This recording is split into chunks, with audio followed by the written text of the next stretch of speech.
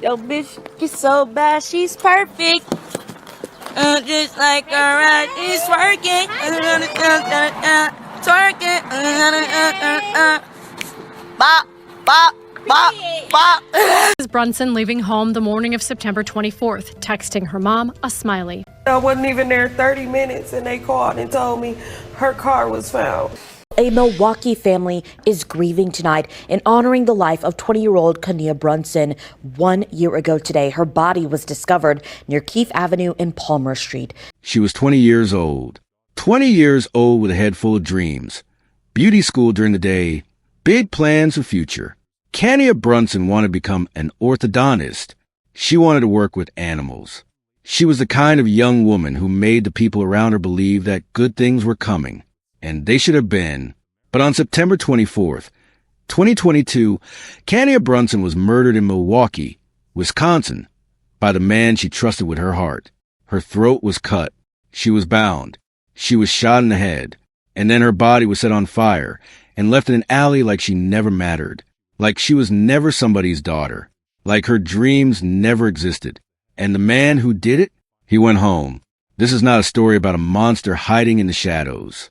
This is a story about a man Kania knew, a man she had feelings for, a man who smiled at her face and plotted against her life. Because she dared to speak a truth he wanted kept quiet. Today, we are telling Kania Brunson's story, not just how she died, but who she was, what she deserved, and what this case revealed about how dangerous secrets can become when the wrong person feels cornered. Before we go any further, if you're watching this right now, drop a comment below. Tell me what state or country you're joining us from. And if you've ever found yourself in a situation that felt unsafe because of someone you trusted, I want to hear from you. This community is a space where these conversations matter. If you haven't subscribed yet, hit that button now.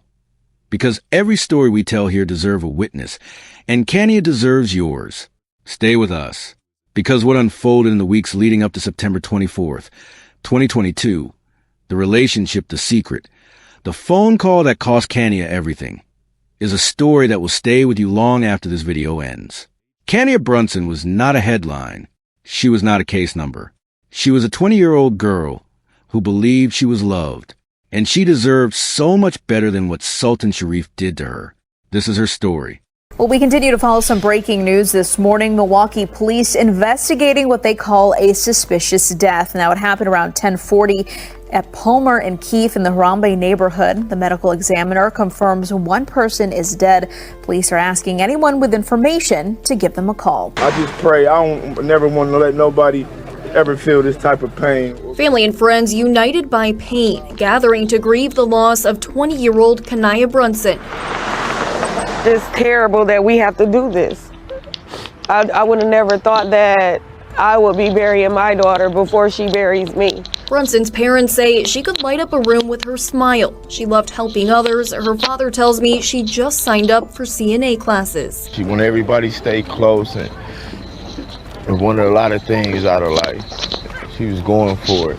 Dreams cut short. Police say Brunson, the victim of a homicide. Police say they found her body near North Palmer. Her father tells me her abandoned car was found about a mile away from here.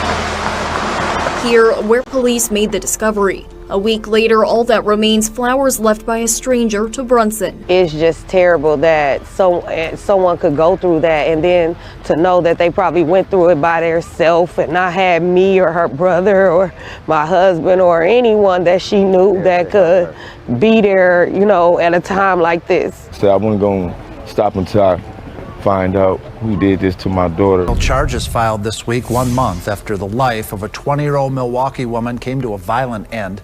CBS 58's Michelle Fiore sat down with the victim's parents today, and she joins us now live in the studio. Michelle.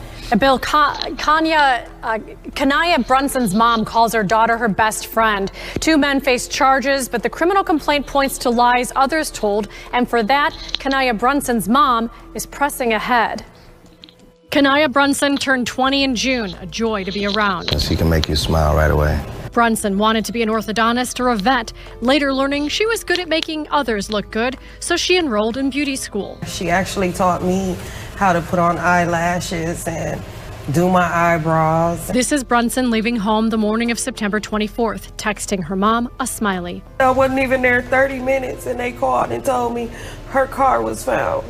And I knew then, at that point, like, something happened to her. The day of the murder, police say Brunson met up with a married man she'd been seeing, Sultan Shareef. Strangely, he'd reached out to Brunson's mom a week earlier. He goes on to say, I want to be done messing with your daughter, but she's reaching out to my wife. September 24th, a friend of Shareef's called 911 after he says he saw Shareef on top of the victim in Shareef's car and that the female stated, "He cut my throat." She was screaming and pleading for help. Police didn't locate the two then, but hours later were called to an alley near Keefe and Palmer where Brunson had been tied, shot, and then set on fire. She was everything to me.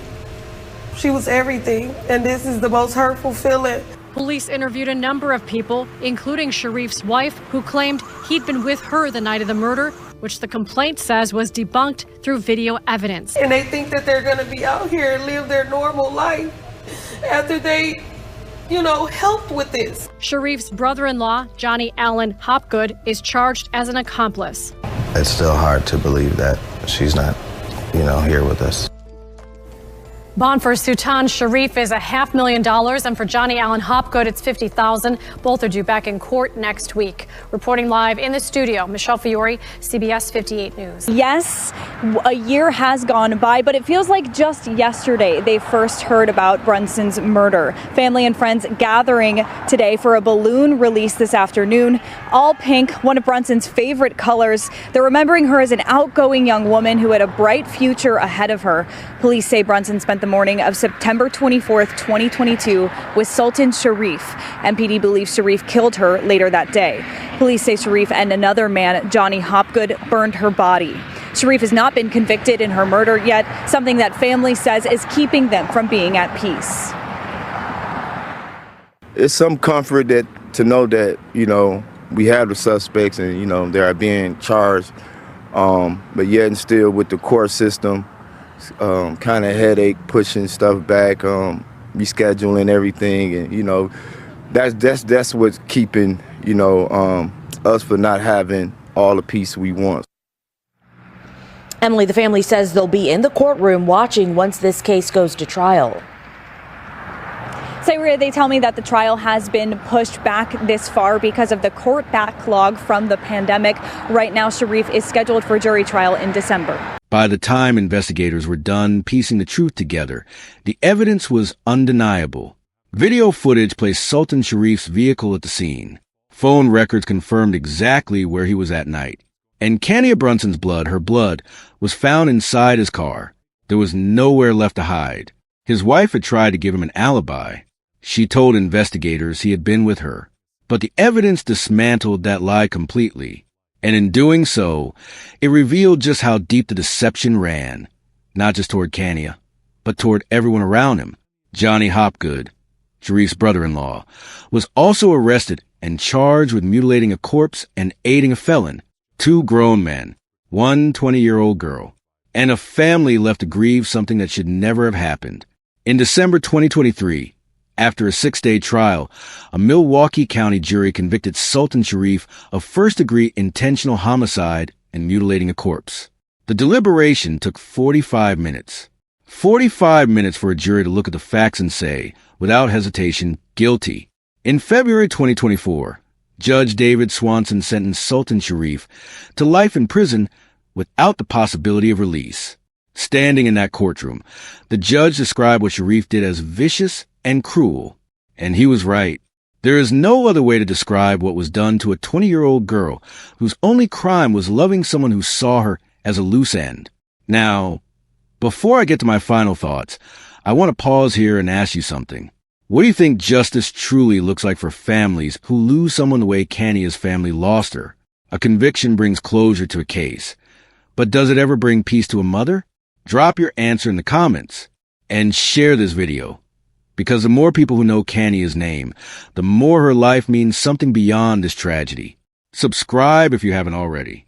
We tell these stories so they are never forgotten. Now, let's talk about what Kania's story leaves behind.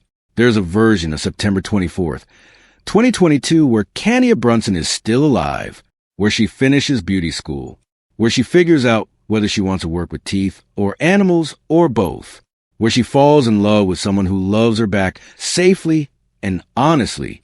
That version existed. It was possible, and it was taken from her. What ended that possibility was not fate.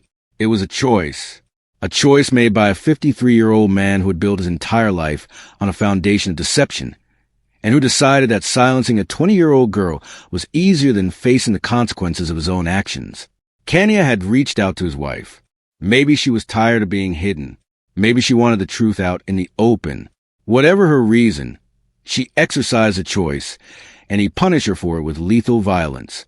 This is what happens when someone believes their secret is worth more than another person's life.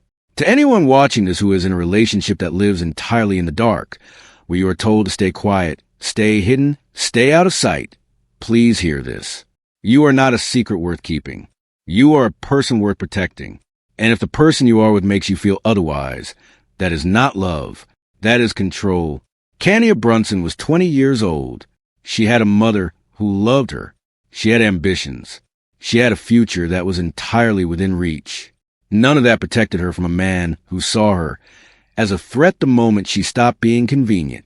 We tell her story today because she deserves to be known, not as a cautionary tale, not as a statistic, but as a young woman who was full of life and full of promise, and who was failed by someone she trusted. Rest in peace, Kania Brunson. And to everyone still watching, thank you for being here. Thank you for caring enough to stay until the end. If this story moved you, share it, like this video. Subscribe if you haven't. And leave Kania's name in the comments, because she deserved to have her name spoken by as many people as possible. I'll see you in the next one.